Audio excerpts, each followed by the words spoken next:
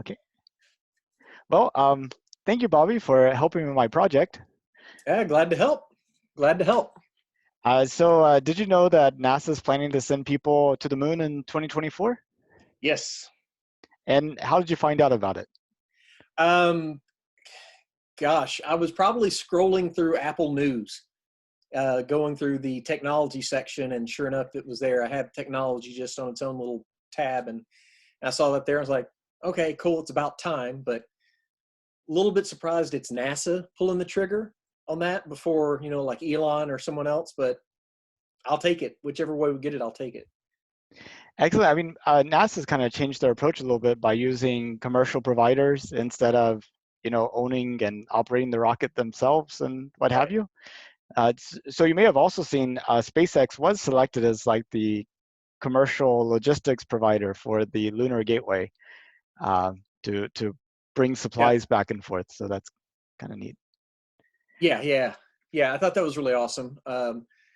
Yeah, I've liked to see how this has evolved and gotten away from the government platform and let other people charge ahead. I've enjoyed seeing that. So what do you think about space exploration and I mean, like, how does it fit in your priorities and what excites you and that type of thing? Well, I guess just with exploration, I felt it's long overdue for us to get back into it.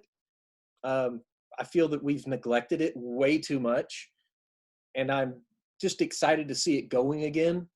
I've paid kind of rapt attention. Can you kind of raptly pay attention? But yeah, I've paid a lot of attention to SpaceX and a lot of the autonomous landing that they're doing. Freaking out whenever I saw them start to nail those landings with the recoverable boosters. I just thought that was awesome. So I've loved seeing the technology advance and push towards it become more reusable, faster, things like that. But as far as the big pushes going into space, I've loved seeing that. I just, you know, it's a long time coming. Um, I mean, if you were to project out like 500 years, do you think we're still mainly on Earth as a species, or have we actually created like a moon base and a city on Mars, and you know, we've like mining asteroids and generating power in space? I mean, like, where do you see us like going as a civilization? Um, 500 years. That is that's such a huge amount of time. Um, one, I guess the best way to relate it visually would, to be honest, The Expanse. Have you seen that show? Yeah, it's pretty awesome. I even I met love that show. I tell people get past season one. It's good, but it's slow. But after that, I think it really captures the direction. Maybe not the overall velocity, but certainly the direction that we would go as a culture, um, in terms of how we would fragment and stuff like that. Some of the Orson Scott Card books, the Ender's Game series, like Speaker for the Dead, was it Xenocide or Xeno? hmm Yeah, is it Xenocide? That does a really good job of kind of projecting how we would go outwards from here. In my mind, I love the idea of cultures really splintering and merging together, as we establish moon base, which it's going to happen. Mars, it's going to happen. Who knows? In 500 years, that's just a massive amount of time. But I think largely we will continue to exist as we are in terms of we'll still be recognizable as humans. I really think that. But I think that we will have our cultures are going to kind of warp and twist to create something new. So, so if anyone's looking for references, I'm thinking The Expanse. But if you like to read, take a look at Orson Card, uh, his his uh, his follow-ups to the original Ender book. I think were excellent in pinpointing that. Yeah, it's a pretty exciting and diverse future we might have ahead of us, you know. Oh, I hope so. I mean, I hope it's as diverse. Um, twisted off. I think I'm use that as a good term.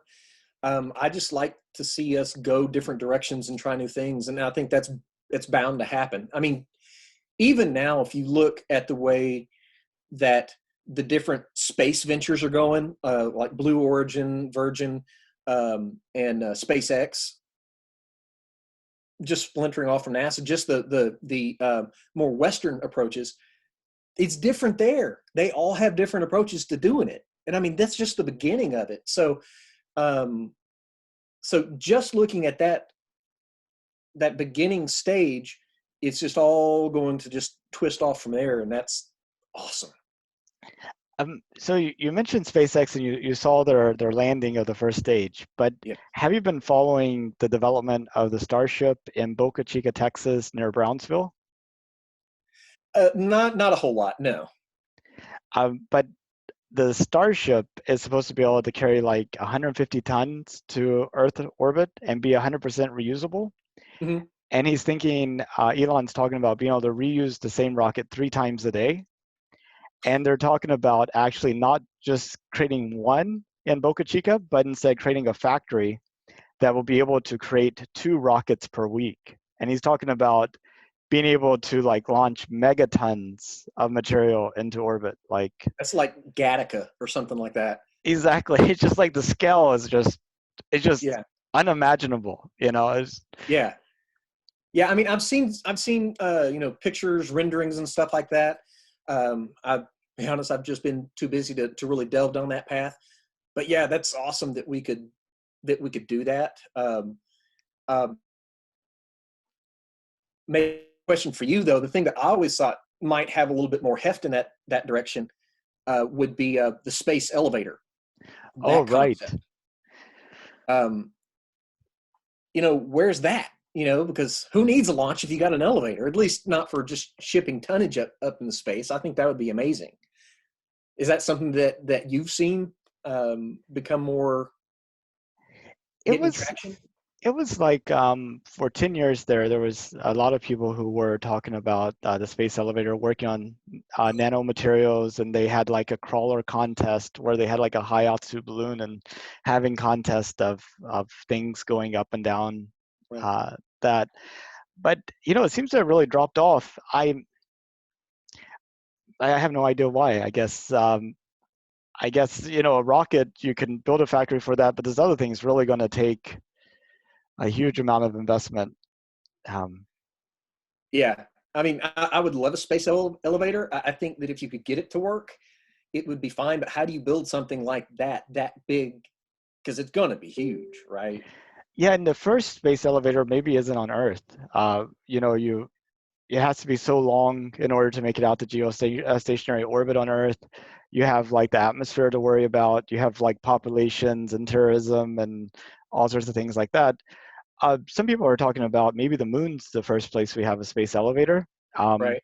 it would be kind of a different physics. Instead of having a big mass in geostationary orbit over someplace on the equator with like a thread going between it, it would Right. actually be kind of gravity based in the sense that um, the L1 point between the Earth and the moon is not that far away from the moon, and you just have to have some mass slightly beyond that that's sort of being pulled towards Earth, keeping it taut. Right.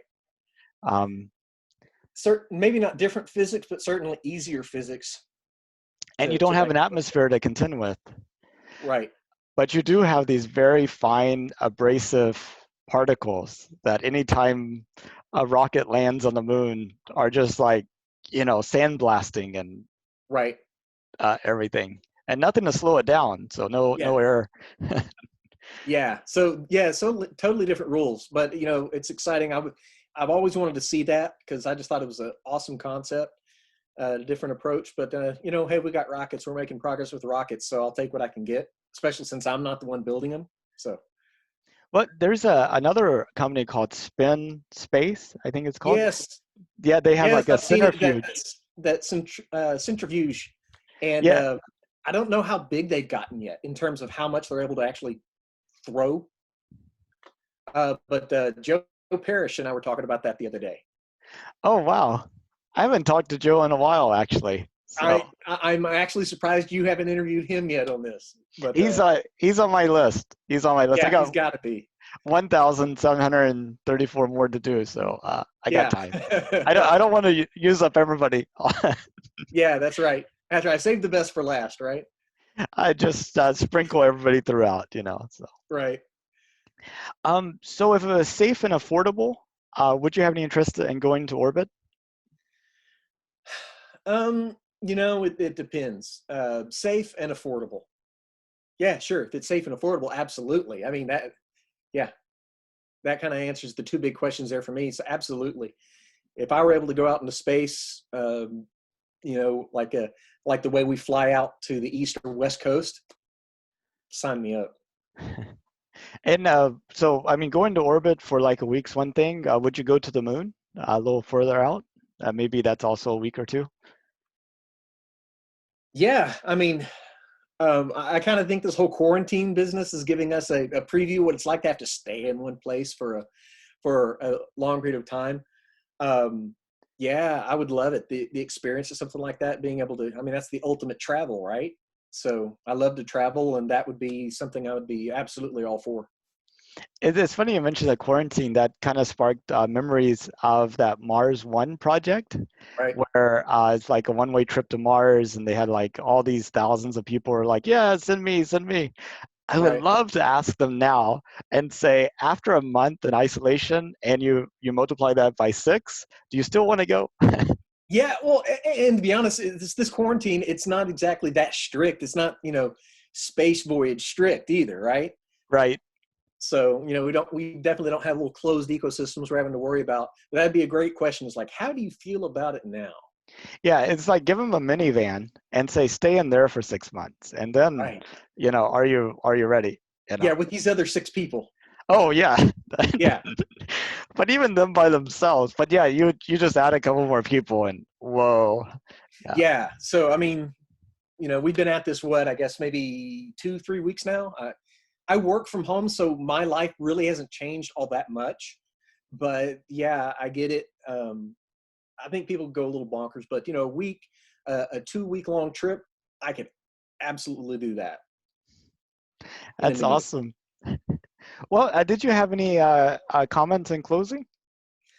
Um, I just I'm really glad you're doing this. This is such a cool thing to kind of get people's perspectives on where we're at with space travel. I've seen some folks not really realizing some of the things that are out there, the directions we're going. So keep it up. I really like what you're doing here.